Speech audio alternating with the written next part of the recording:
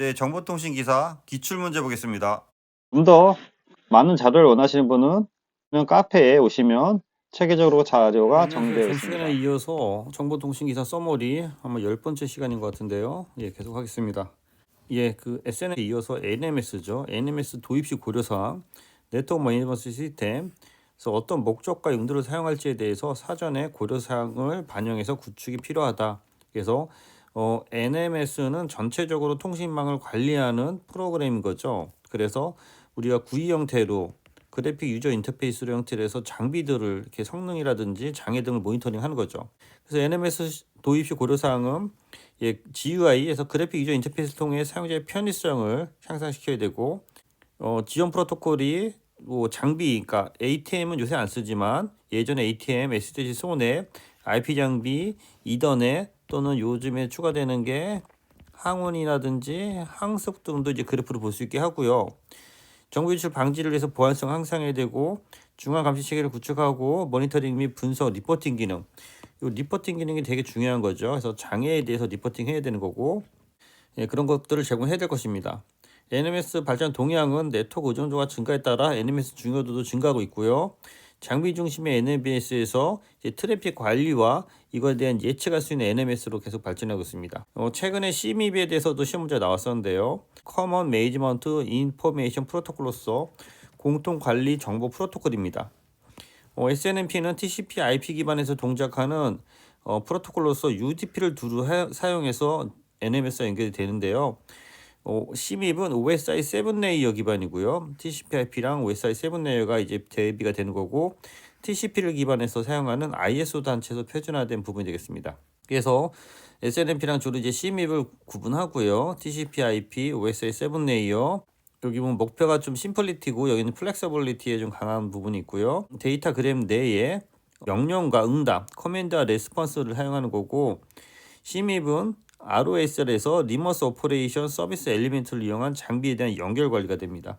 그래서 주로 NMS랑 SNMP랑 관련이 많고요. CMIP은 주로 이제 TMS랑 관련이 많습니다. 이거와 별개로 알몬이라서 리모트 네트워크 모니터링이라는 그 개념이 있는데요. 알몬에 대한 밉이 있습니다. 그래서 새로운 피관리 객체들을 정의하기 위한 추가된 밉으로서 램 프로토콜 분석기 개념을 확대 발전시켜서 각 통신 장비에서 원격 모니터링 기능을 수행하는 부분이 되겠습니다. 통신 장비에 대한 원격 모니터링. 그래서 알몬은 SNMP 확장 형태로 네트워크 곳곳에 설치되어 있는 장비로부터 오가는 트래픽을 분석해서 감시한다. 주로 이제 트래픽을 분석 감시하는 게 핵심이 되겠습니다. 그래서 알몬 밉이 따로 있고요. 알몬 밉은 RFC 1757에서 정의되어 있고 SNMP 매니지먼트 스테이션과 알몬 모니터링 에이전트의 상호작용에 의해서 기술되고 있습니다. 그래서 주로 이제 프로토콜 어널라이저와 알몬 프로버 등을 통해서 모니터되는데 내내 패킷 데이터를 수집하고 알몬 에이전트의 향상된 모니터 기능을 제공합니다. 프로브는 SNMP를 통해 수집된 데이터를 NMS에 보내서 전체적으로 트래픽 모니터를 하는 부분 되겠습니다. 무선통신 대역. 그래서 우리가 장중단 초고 뭐 그렇게 외웠었는데요. 제가 전 시간에 보면 장중단 초극 SE 이렇게 외웠는데요. 여러분도 참조해서 외우시고요. 전자파 시스템 중에서 전파 대역은 무선통신에서 사용되는 대역으로서 I2T-R에서 주파수 범위에 3000에서 3000Hz부터 3THz까지를 정의합니다. 그래서 여기 보면 초장파가 이제 3000부터 시작하는 거고요. 3000Hz가 이제 3kHz가 되니까 10배로 증가되니까 3kHz에서 30kHz, 30에서 300, 300에서 여기 3000인데 3000kHz는 3MHz죠. 그래서 3MHz에서 30, 30에서 300, 300에서 3000인데 이것도 3GHz가 되는 거고 3기가, 30기가, 30기가에서 300기가에서 장중단 초곡에서 외우시고요. 장파를 기반으로 가고 그 위에 이제 초장파가 있습니다. 그래서 초장파는 주로 이제 장거리 선박 통신 이렇게 파장이 되게 긴 거죠. 점점 이게 짧아지고 있는 거죠. 점점 밑으로 내려올수록 점점 짧아지지만 되게 그 파가 세지는 겁니다. 그래서 SHF나 EHF는 위성통신이라든지 마이크로웨이브 통신에 사용하고 있습니다. 아래 그림에 보시는 것 같이 주로 이제 VLF나 LF는 지표를 따라서 파가 진행되고요. 중파는 대륙권파, 여기 HF 단파는 전리층파, VHF나 UHF는 가시광선파, SHF나 EHF는 우주공간에 사용하는 파로 정리하시기 바랍니다. 예, 종합잡음지수, 노이즈 피겨 또는 잡음지수라고 하는데요. 잡음지수는 어떤 시스템의 회로 블록을 시스템이 지나가면서 얼마나 잡음이 많이 추가되는지를 나타내는 지표고요. 여기서의 핵심은 초단의 잡음지수가 매우 중요하다는 것이 되겠습니다. 그래서 잡음지수는 NF1에 더하기 G1분의 NF2-1. 그래서 요 밑에 G1이 두 번째부터 G1, D2, 그다음에 G1, D2, D3에서 여기는 G의 N-1까지 증가하고 있다. 잡음지수 노이즈 피겨, 이메일 시스템의 입력측 대비 출력식으로 정의하며 노이즈 피겨는 요 입력 대비 출력으로 돼서 요걸 계산해서 n을 밑으로 내리면은 SONI분의 SINO로 이렇게 정리되는 부분 정리하시기 바랍니다. 무선에 이어서 무선 수신기 성능 지표가 있는데요. 무선 수신기, 무선을 수신하는 무선 수신기 등 무선을 받아들이는 거죠. 공중선에 있는 무선 신호 중에서 목적하는 주파수를 선택하여 주폭 후 복주어에서 원하는 신호를 구현하는 장치가 되겠습니다. 그래서 주로 감도, 선택도, 손실도, 안정도가 핵심인 거고요. 이거는 무선에서 예전에 가속 나오는 부분인데 정보통신에서는 자주 나오지는 않지만 상식적으로 알고 있으면 혹시라도 시험에 도움이 될 것 같습니다. 감도, 미약한 전파를 수신할 수 있는 능력, 선택도 여러 가지 신호 중에서 필요한 것만 선택하는 거죠. 충실도, 수신 시 본래 신호를 어느 정도 정확하게 재생하는 능력, 안정도, 장시간 사용했을 때에 얻어지는 능력이 되겠습니다. 여기서 반사 계수가 나오는 거고요.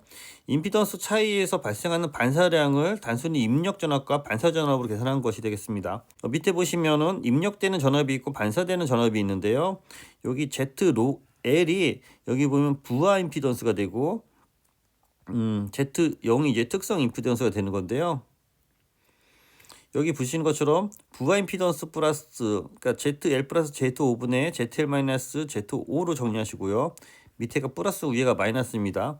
그래서 위에랑 아래 똑같은 건데 부하 임피던스의 특성 임피던스 더해서 분의 부하 임피던스에서 특성 임피던스를 빼는 걸로 계산하시고 반사 계수는 입력 대비 반사에서 VI분의 VR로 해서 P는 IV고 V는 IR이라서 P는 I제곱 R의 관계가 있고 여기 i는 r분의 v이기 때문에 요거는 r분의 v제곱 관계가 있기 때문에 p랑 v는 루트에 비례됩니다. 그래서 p는 p랑 v제곱의 비례이기 되기 때문에 얘를 p를 v로 기준해서 풀면은 p는 루트에 이렇게 p가 되는 거죠. 그래서 루트가 있는 거니까 그거 참조하시고요.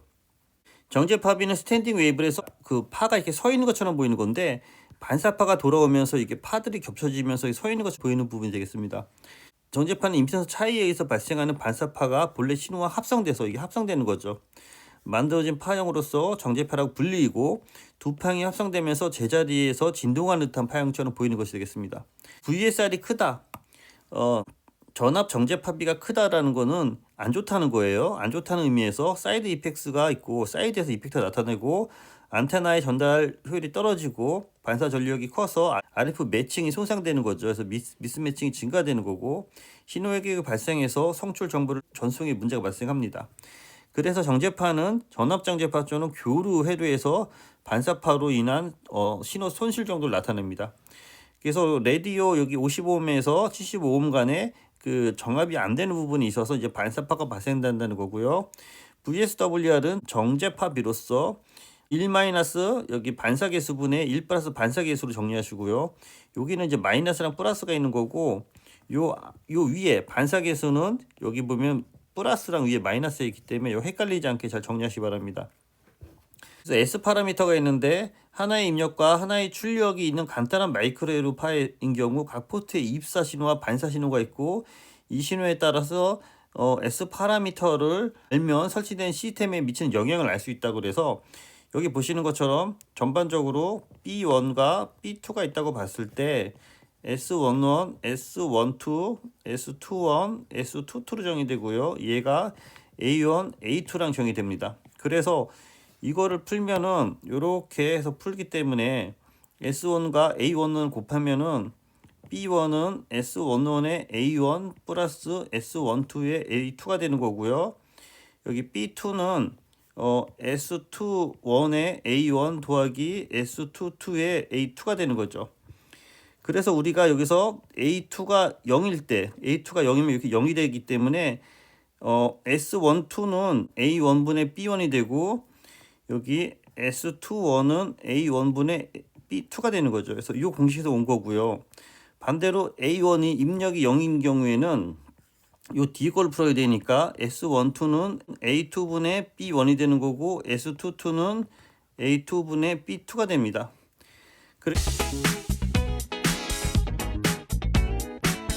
네, 그래서 좀 헷갈릴 것 같아서 다시 한번 정리해 봤습니다. 그래서 우리 S 파라미터를 왜 쓰는 거죠?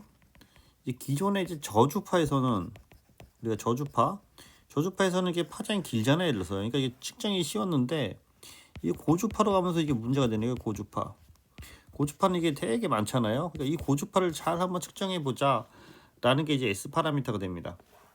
그래서 제가 아까 쓴 걸 다시 쓰면은 A1이 이렇게 입력 측에서 들어가는 게 있고 이렇게 출력 측에서 들어가는 A2가 있고 입력이 되는 거죠. 이게 A1 입력, 출력 측 입력이라고 할 수 있고 B1은 이제 출력입니다. 출력.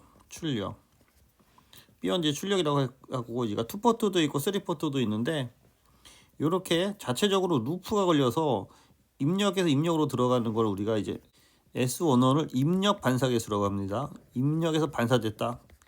입력 반사계수. 그래서 이쪽을 출력으로 보면 S22를 출력 반사계수라고 합니다. 출력 반사계수라고 하는 거고요. 여기가 이제 프롬입니다. 프롬 1에서 여기 2로 간다.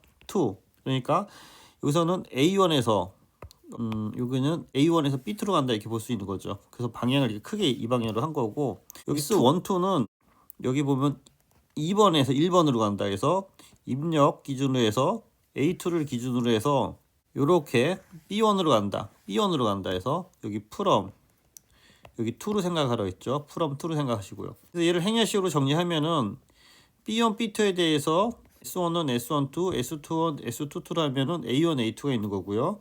여기 출력 B1, B2를 놓고 보고 A1 입력으로 봤을 때 이게 좀 헷갈릴 수가 있는데 그 단위는 우리가 SAB라고 하는데 여기를 인풋 입력이라고 했죠. 입력 여기를 출력 아웃풋 이걸 출력으로 보고요.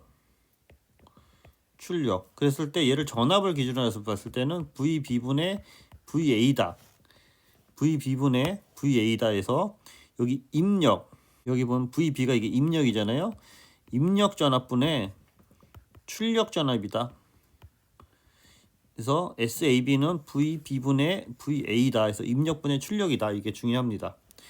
그래서 이걸 행렬식으로 해서 곱해서 풀면은 B1은 S11에 얘랑 이렇게 곱하고 얘랑 이렇게 곱하는 거죠. S12에 A2가 되는 거고 B2는 S21에 A1에 더하기 S22에 A2가 되는 거고 만약에 여기 A2가 여기 보면은 입력에서 A2가 0이 되는 경우에는 여기 이렇게 날아가기 때문에 요 S11은 A1분의 요 B1이 되는 거고 요 S21은 A1분의 B2가 되는 거죠. 그 다음에 요 반대로 만약에 입력식에 A1이 정합이 돼서 A1은 0인 경우에는 S12는 여기 A2가 이항되면 A2분의 B1이 되는 거고 여기 A22도 A2분의 B2가 되는 거죠.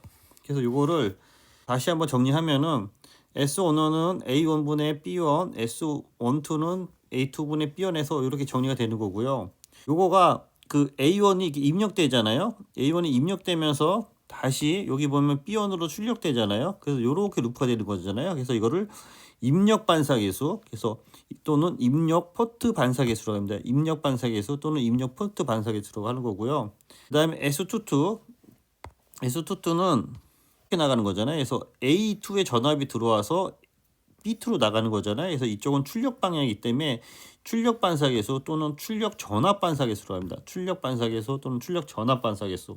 그 다음에 S12는 앞서 제가 얘기한 것처럼 여기가 2에서 from 1으로 나가는 거잖아요. 그래서 여기 2에서 1으로 나가는 거기 때문에 이게 반대 이거를 순방향으로 봤을 때 이건 반대 방향이잖아요. 이렇게 이쪽 방향 반대 방향이기 때문에 S2에서 A1으로 가기 때문에 역방향 전달계수 또는 역방향 전압 전달계수로 합니다. 그래 전압 기준으로 해서 봤기 때문에 그 다음에 S21은 이쪽 방향이잖아요. 이쪽 방향. S21은 여기가 프롬이고 여기가 2가 되는 거기 때문에 A1분의 B2가 돼서 이쪽은 순방향, 이쪽 방향으로 해서 순방향에 전달되게 수가 됩니다.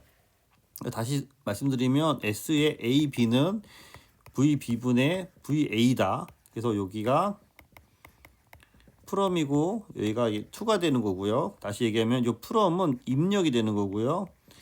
여기 2는 여기 출력이 됩니다. 출력. 그래서 이 값은 VB분의 VA로 해서 S 파라미터를 표시합니다.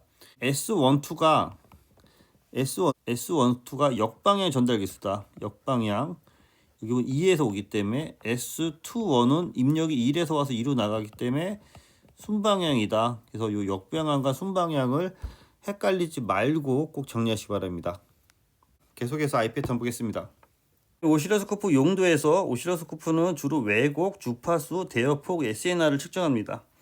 그래서 보시는 것처럼 아이마스크라고 하는데요. 아이마스크 여기 보면은 중앙 신호에서 겹치지 않은 부분을 아이마스크 오프닝이라고 하고요. 이렇게 수평인 부분과 여기 여기 수직인 부분으로 열린 부분을 아이마스크 오픈이라고 합니다. 이걸 기준으로 봤을 때 전체적으로 이 X축을 이걸 이제 클럭 주기라고 하고요. 이런 것들 이제 타이밍 지터라고 하고 여기 그 신호 레벨에 대한 불확실성, 이 부분을 불확실성, 사용 가능한 신호 스윙. 그래서 이게 그 아이 패턴에 대한 눈 열림이 되는 거고요. 신호 레벨에 대한 불확실성이 되겠습니다. 네, 오늘은 정제 파비가 길어서 좀 시간이 많이 지연됐네요. 일단 여기까지 하고 마무리하겠습니다. 네, 감사합니다.